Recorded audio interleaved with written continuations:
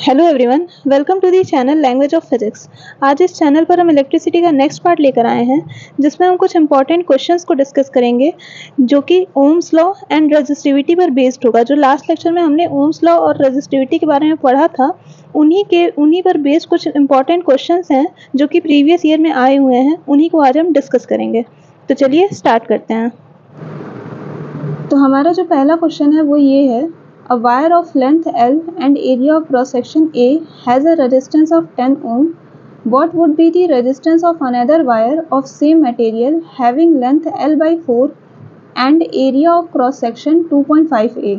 मतलब एक वायर है जिसका लेंथ है L और उसका एरिया ऑफ क्रॉस सेक्शन है A, तो एंड उसका रेजिस्टेंस दिया है 10 ओम। तो उस टाइम पे और प्लस एक और वायर है जो कि सेम मटेरियल का बना हुआ है, लेकिन इसका जो लेंथ है वो L/4 है and area of cross section 2.5 A है। तो इसका रेजिस्टेंस कितना होगा ये हमें बताना है। पहले वाले वायर का हमें रेजिस्टेंस दिया हुआ है 10 ओम, दूसरे वाले वायर का हमें रेजिस्टेंस निकालना है जो कि सेम मटेरियल का बना हुआ है जैसे कि पहला वाला वायर बना है। तो यहाँ पे अगर हम लिखेंगे फॉर फर्स्ट वायर रेजिस्टेंस कितना दिया है, रेजिस्टेंस इसको हम R1 मान लेते हैं। ये मुझे दिया है 10 ओम। लेंथ कितना दिया है वायर का, लेंथ दिया है स्मॉल l, और एरिया ऑफ क्रॉस सेक्शन कितना दिया है, एरिया ऑफ क्रॉस सेक्शन ये हमें दिया है A।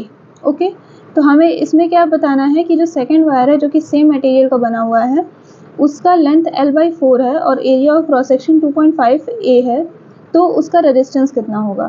तो अगर मैं इस कंडीशन में रेजिस्टेंस का फॉर्मूला लगाऊं कि R जो होता है वो डिपेंड करता है लेंथ पे अपॉन एरिया पे, यही होता है। तो फॉर R1 अगर मैं निकालूं तो रो L/A ये होगा, और R1 की वैल्यू कितनी है 10 ohm. 10 is equals to rho L/A। Okay, तो यहाँ पर ये हो गया रेजिस्टेंस।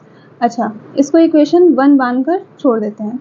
अब नेक्स्ट हम क्या करेंगे कि ये सेम फॉर्मूला सेकंड वाले वायर के लिए लिखेंगे और सेकंड वाले वायर के लिए लिखकर दोनों इक्वेशंस को डिवाइड कर देंगे, और जो हमारा R2 का वैल्यू आएगा वही होगा second resistance. Okay, for second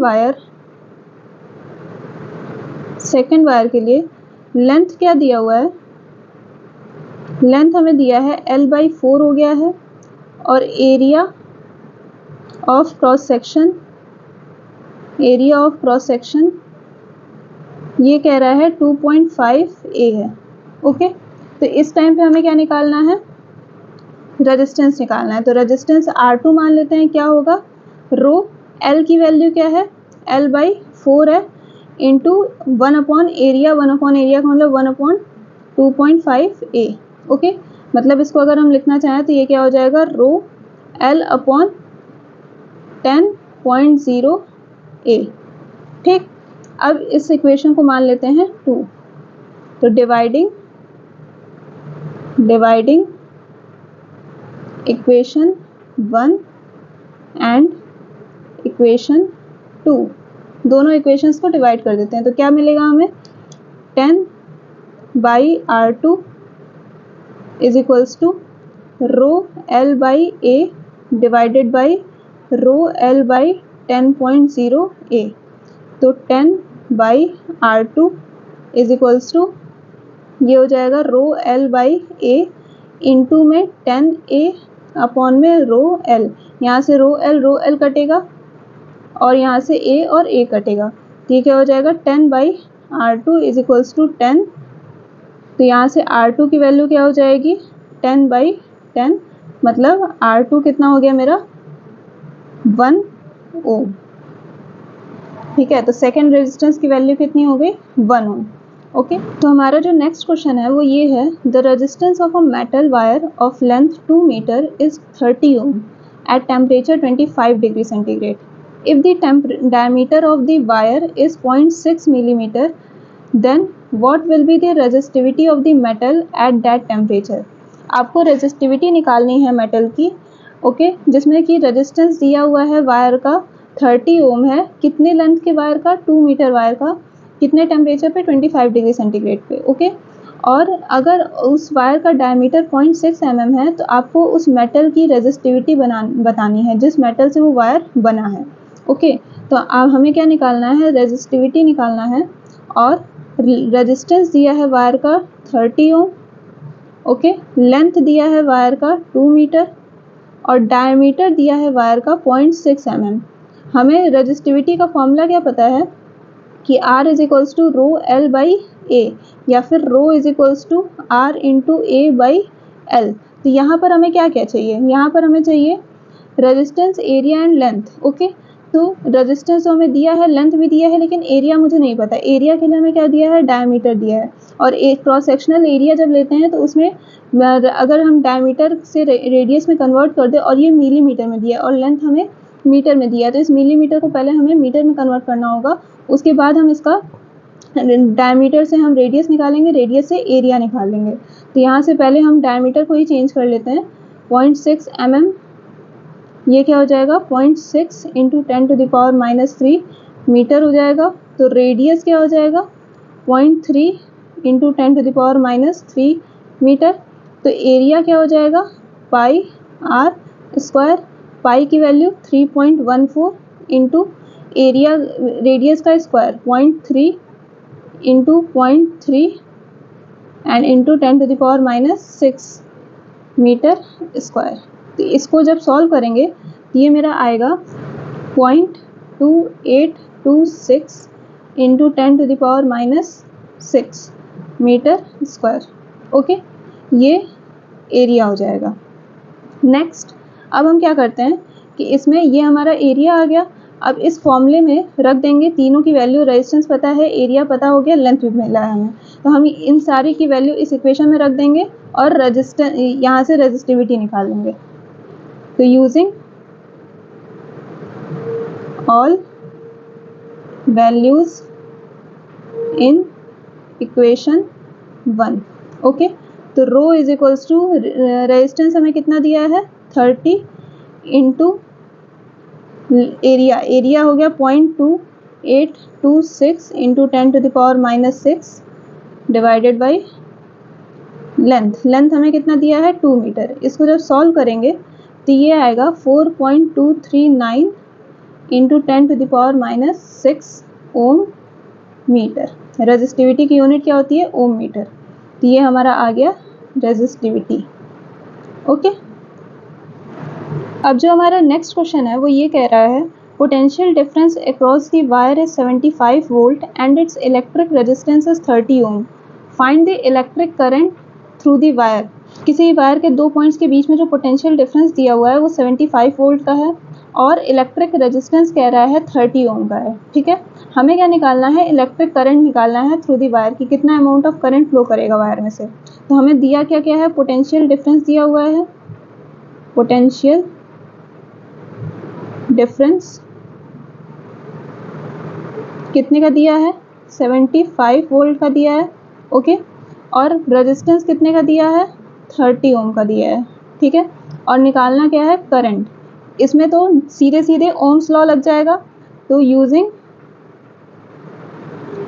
Ohm's law क्या होता है V is equals to I R, okay.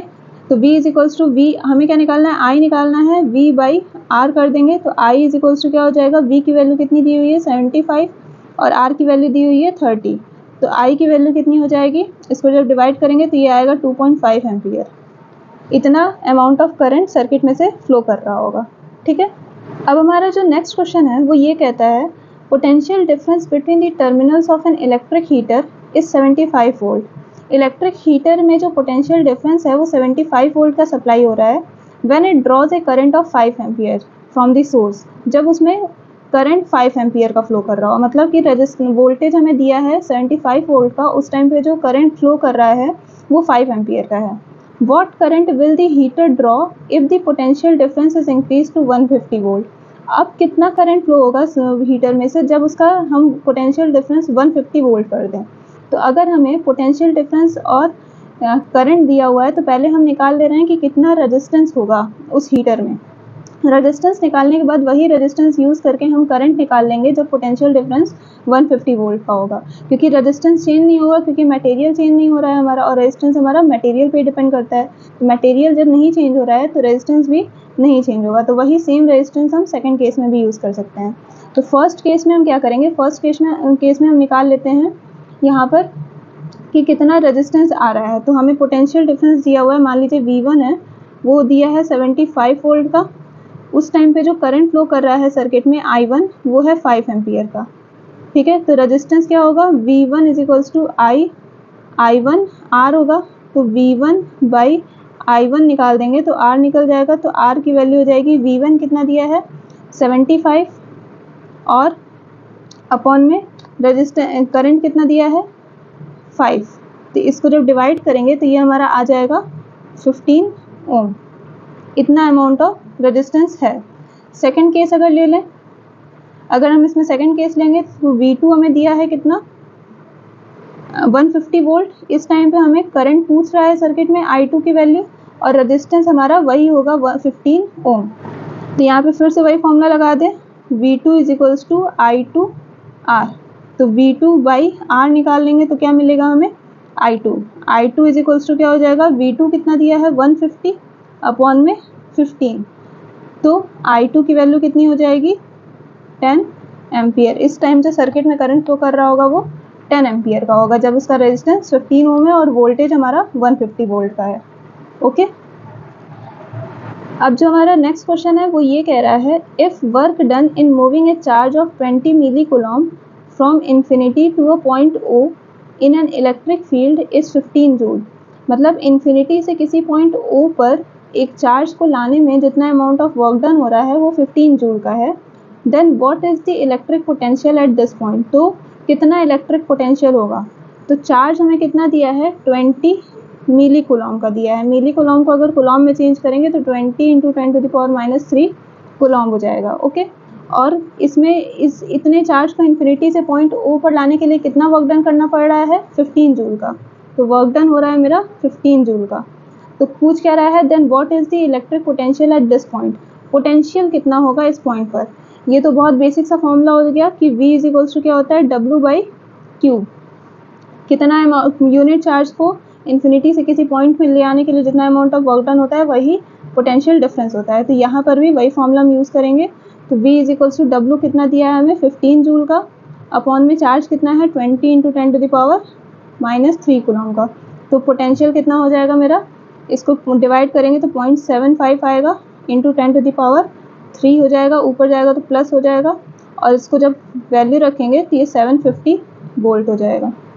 इतना amount of potential difference use होगा इन्फिनिटी से किसी पॉइंट O तक एक चार्ज को लाने के लिए जिसकी वैल्यू है 20 मिली कूलम।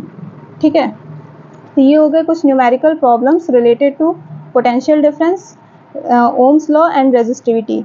अब नेक्स्ट लेक्चर में हम इसी के आगे कंटिन्यू करेंगे और रेजिस्टेंस को सीरीज़ और पैरेलल कॉम्बिनेशन में कैसे कनेक्ट करते हैं ये देखेंगे। ठीक है, तो अगर आपको ये वीडियो अच्छा लगा हो तो लाइक शेयर ज़रूर करिएगा और चैनल को सब्सक्राइब करिएगा। Thank you so much for watching.